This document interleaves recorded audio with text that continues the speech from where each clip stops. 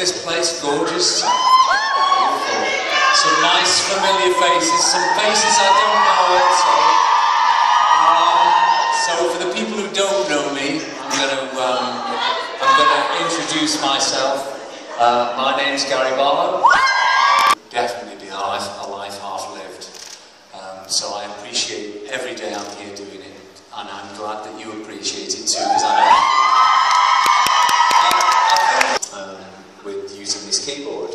And I didn't win the talent competition, sadly. However, I was spotted that night, and I was offered a job in a bar as the pianist, which was next door to the place that I did this talent contest in. And so I was very excited. I was booked for every Saturday night. And when I started in this bar, there was literally about a room wall at school.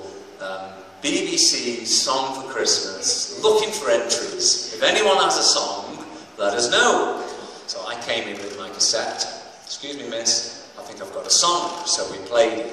She said, that's a very good song, Gareth. I think I'm going to send it in. And she did. She did send it in.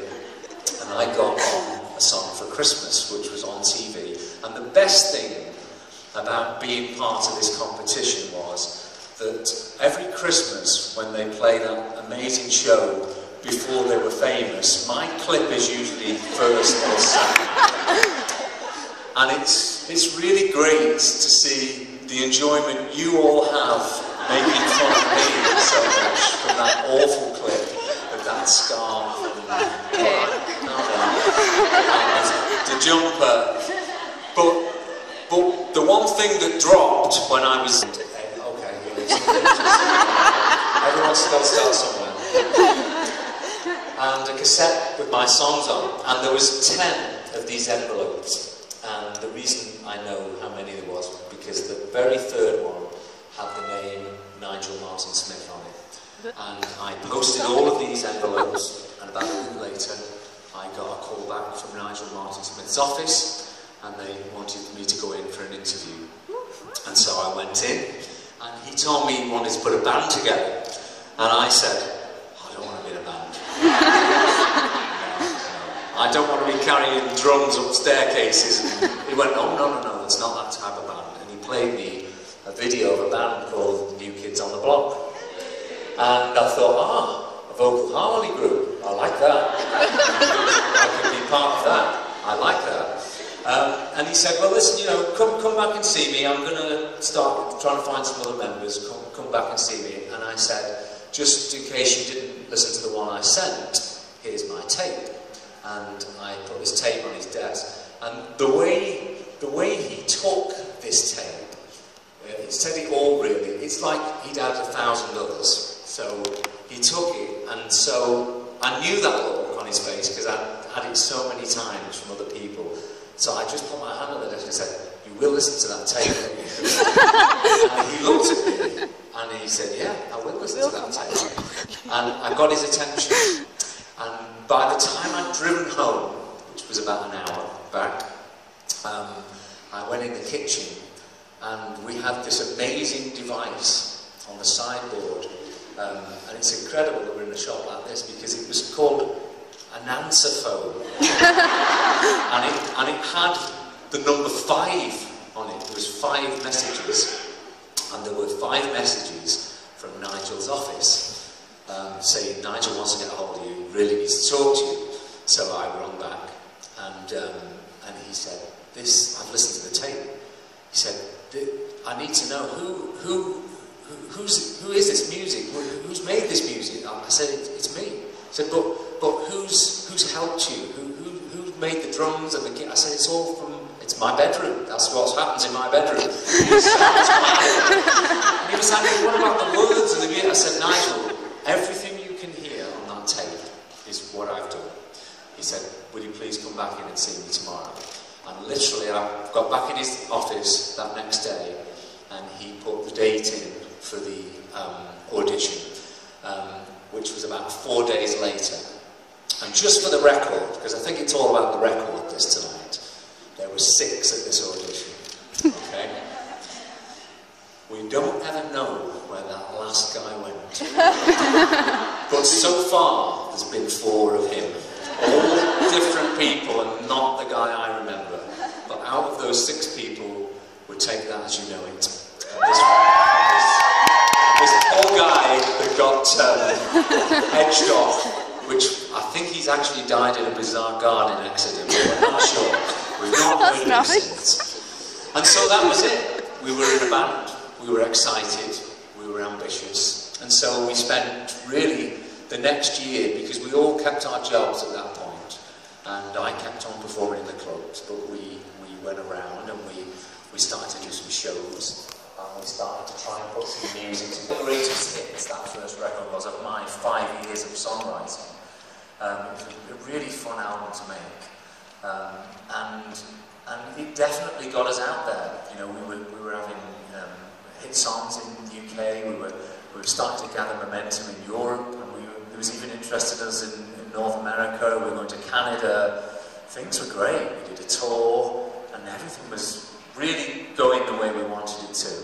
And at the end of that promotional period, I got home, and I think for the first time in about 18 months, we were given 6 days off. And we didn't want days off, we really didn't. But I thought, 6 days off, this is going to be amazing. And I got home, and I got a phone call off the record label. And this was a shock to me, because they said, hey there, you know, hope you're well. Have you got the new album? And I thought, bloody hell, I've had a great time the last 18 months, but I haven't written one song. I really haven't written one song. And for the first time, I felt really underprepared. I was all of a sudden panicking. Now, luckily for me, I had learned how to write songs. I'd learned how to be a musician. I'd learned to sing. I was ready to go, but I swore from that day on I'd never be underprepared again. And so it took longer than 6 days. It took me about 3 weeks to write that second album. But I swore from that day on I'd never be caught out like that again. And that will recur later in this evening, but it's important to remember that. So off we go again. The band's out. We're touring around the world. We have another couple of albums, studio albums. Everything's great. Life's crazy. Complete mayhem wherever you go. Complete life turned upside down. Absolutely brilliant. Loving it. And then the band sort of came to its natural end, really. Everyone wanted a break. Everyone wanted to do something different. But me, in my usual fashion, I was prepared, very prepared at this point, and it was very easy for me to launch into a solo record, which was really nice. It was different. There was something different about doing a solo record. The strength and the camaraderie of the band had gone. That felt lonely. And for the first time, being in Take That, especially in those years, was like a big, warm, lovely, fluffy bubble. There was never any negativity from anybody. And it's important for me to say that in this first album, although it was great, there was definitely negativity coming from places, and I hadn't been used to that at all. I'd never had to deal with it before. And it was coming from colleagues, it was coming from press and media, and I didn't have a thick enough skin, and it was definitely going in under my skin and getting in my head and talking to me, and demons were in my head when they shouldn't have been. And at the point where I'd done an album and a tour and it was time to do another record, there was more negativity at that point. And in hindsight, of course, what I should have done is I needed a year off, really, because I'd pretty much done album tour for about 8 years. But I didn't. I continued, and my mind was definitely somewhere else. There was doubt for the first time. There was apprehension. I was scared. There was a fear all of a sudden. And trying to write through that was difficult for me. I was used to a clear, confident mind, and I found that I let too much of the outside world get into my creative space. And so what the result of something like that happening is that it makes its way into your music, it makes its way into your artistic world. And even, you know, I can listen back to that record, and there's a couple of nice moments on there, but in general, I listen to that album and it's like a sketch drawing of who I was. It wasn't fully me. I wasn't fully present making that record. There was so much missing. There was so much heart. The artist was missing. There was a lot of me that was either too scared to be put on the paper, and so I knew that, and so did a lot of other people when this album finally came out. And for the first time in my career at that point, I realised the true meaning of the word music business, because I was making music, but the record sales were dwindling and the business side wasn't there anymore. And so it was a very simple decision for my record label to terminate the contract, and at that point I was dropped from my label. And I think this is where the story gets interesting, actually, because I was devastated at that point, of course. I was confused, and no matter how hard I looked at this situation, it just felt like there was just no way back. It wasn't a slow descent. It was an absolute crash landing. And I think the biggest thing I remember is that it was a public thing. That everybody sees you. When you're an artist and you fail or you lose, everybody sees you. And as a person, you feel ashamed, you feel embarrassed. And I spent the first year blaming everybody else, management, record company, managers. I spent the second year blaming myself. All the decisions I should have made should have been different, I should have listened more, and all the rest of it. And the third year was really odd, because the third year I decided, no, I'm going to be an artist again, I'm going to make a record. And my brain is obviously a complete jumble, my mind was a complete mess. And I went back into the studio to try and make music, quite arrogantly really, and I used to write all my songs on this lovely white piano, and I had such a bond, such a relationship with this instrument, because I always felt like it gave me this great music. And of course I couldn't get this bloody thing to work. I just couldn't get it to write the melodies I wanted, and so much so, I remember a 3-day period where I actually didn't even play the piano. I actually just looked at it for 3 days. I studied this thing, I lay underneath it, I lay on top of it, I sat in the corner and watched it, I said prayers to it. I was going insane, and of course, it was nothing to do with the piano. The piano was literally just the symbol of everything I wanted to be again, and all that had gone wrong. And I just couldn't make it work because this wasn't working right. And following those 3 days, I had a moment. I was out on a walk, and I just stopped for a second, and I thought, hang on a minute, how did I get here? What? A couple of good years we were writing with other bands, where they're so emotional, it's so personal, it's so tender, and you craft this thing. You're opening up your whole self emotionally for the whole world to see, and you take this beautiful, gorgeous thing and you hold it out in a constant search for acceptance. Am I any good? Is this any good? Do you get the message? I'm rubbish. I know I shouldn't do this anymore. That's how it feels 99% of the time. But I have to tell you, for that 1%, I'd have 50 years of absolute grief, because it is the most incredible feeling. Now let's talk about music in lyrics. Now we're going to get on to music. It's coming, I promise you. I'm talking a lot. I'm in the mood for talking tonight. Let's talk about lyrics, and let's talk about. I was about 15 or 16 when I really started to write any lyrics that had any sort of meat and meaning to them, a message. I was about 15, 16, and I think one of the keys that helped me unlock that door was an awareness for myself, self-awareness, an awareness for others, an awareness for the world, gorgeous world.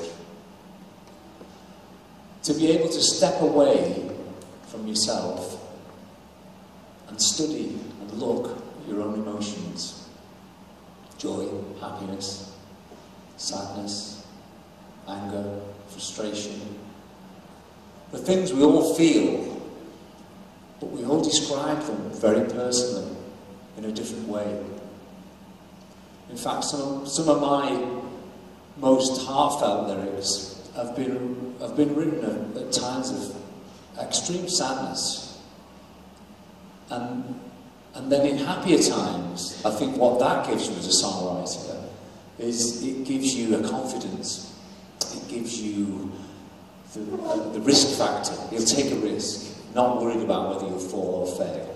And it's why I always say that you should write after you've been on tour, because being on tour is you're fit, you're performing every night, and you feel great about yourself. So come off tour and write a record, because you take all the risks, and you won't care if things don't work.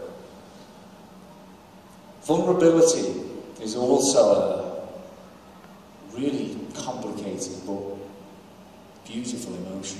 And we think of vulnerability as weakness, but it's not. In fact, vulnerability, it's really the birthplace of love, belonging, courage, and then importantly, creativity. To write, we have to live. We've got to win, we've got to fail, we've got to feel, and then be able to reflect. Without all these experiences, we'd only really ever be repeating someone else's experiences, using someone else's words, and that's not unique. And at the very heartbeat, the very foundation of the music industry, it's all about individuality, message, and then the most important of all, which is authenticity. Well, let's talk just briefly about something that sits between music and lyrics. It is coming, I promise you it's coming. And it's something we all have, a very, very powerful thing that we all have. It's the thing that makes us reach our dreams. It's the thing that makes us successful. It's the thing that pushes us to reach our goals. It's our mind. The mind, when people use their mind, the most incredible things happen.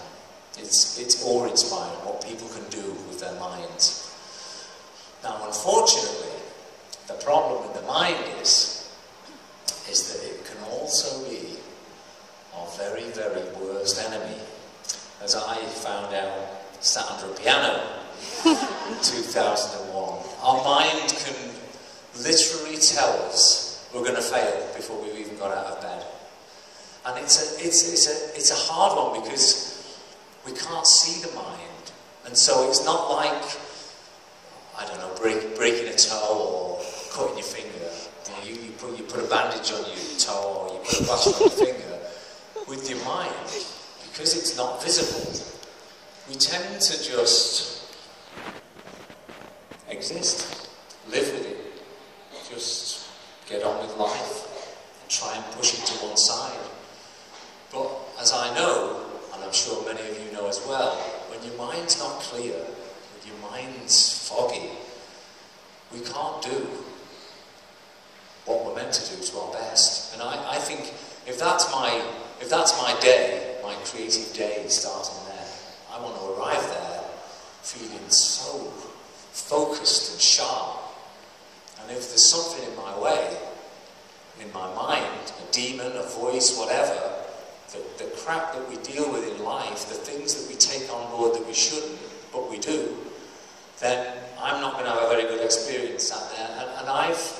I talk about them in some of the films, is the way to really clear your mind. And they're very simple things, and the things that I use, that I have to use a lot, because I have a very busy life.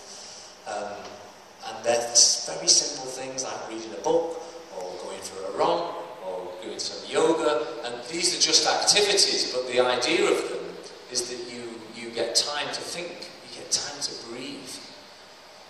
I know we're in the Apple shop with these bloody phones, come on, you know what I mean? They're on 24/7, we need to turn off. And especially for me, if I'm approaching a big project, I need clarity, and I need to be able to see where I'm going to. And so we talk about that in some of the films, but I am actually going to approach this seat right now. And I think we're going to flick on the screen exactly what I'm seeing here, because this is obviously a big link to why we're here tonight, is this beautiful silver beast right here. If you wondered why all the security people were around the place, James in the corner there, it's not actually for me, it's for my computer here, because this little piece of technology is my whole world, is my creative world, lives inside my PowerBook. And if you just think for a second about, so I've got, right now in my life, I'm writing a new musical, so that's somewhere in the region of 20 to 25 songs. We're writing a new album for Take That, so that's probably about 20 songs. I'm writing a couple of songs for a movie at the moment, so that's maybe another 4 songs. I'm writing an opening for a big US award show, so that's maybe another couple. So all of a sudden, you realise there's 50 living songs going on in here at the moment. And so it's incredibly important because, like I said earlier on, I need to be able to literally sit down and have everything that I need right in front of me, and to just so they're very inspiring. So, for instance, if I have a drum sound, it's all ready mixed and ready to go. We're compressed, we're EQ'd, we have a good room sound.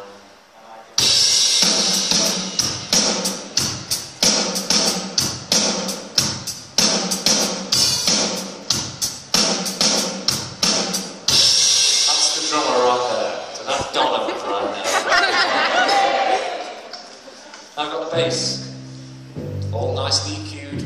I don't need to mess around with this at all. It's all ready for me to go.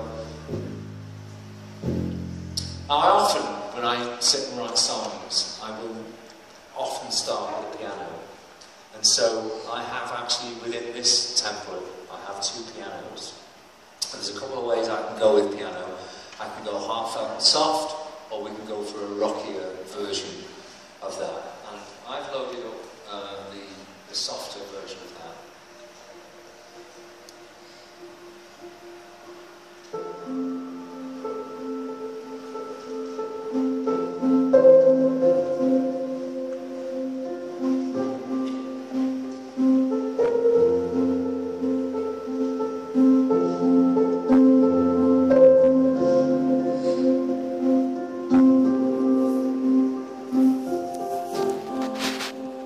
Inspiring straight away. And that's what I want. I want to be inspired when I sit and make music here.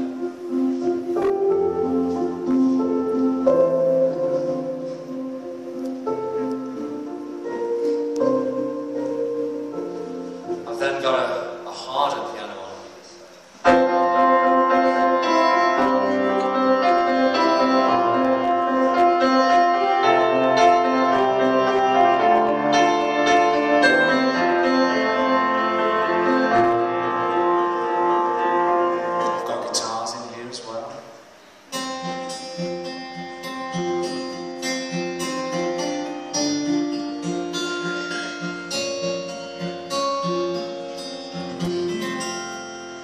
It's nice, isn't it? Nice sounds. Some electric. Milton. You kill me if I do.